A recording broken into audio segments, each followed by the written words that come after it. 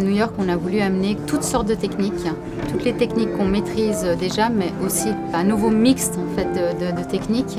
Donc c'est vrai qu'on va de la pièce cloisonnée jusqu'à la pièce miniature, la pièce marketée. On a vraiment voulu amener quelque chose de complet et qui réponde aussi à notre envie de pouvoir présenter les différents métiers qu'on maîtrise à l'interne.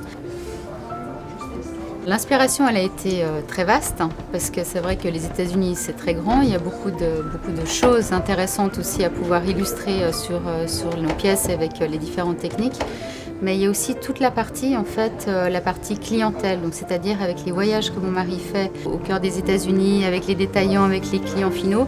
Il est arrivé aussi à amener des sujets auxquels on n'aurait pas pensé, parce que justement, c'était des sujets de discussion qu'il aurait pu avoir avec des collectionneurs.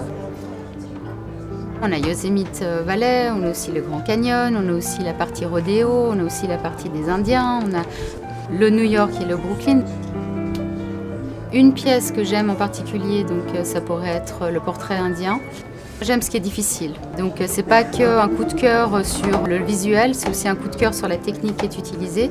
Donc là on parle de marqueterie, on parle de sertissage, on parle d'émaillage et on parle de gravure. Donc on arrive vraiment avec une pièce extrêmement complexe et qui, en fait, du début à la fin, nous a demandé une réflexion très approfondie.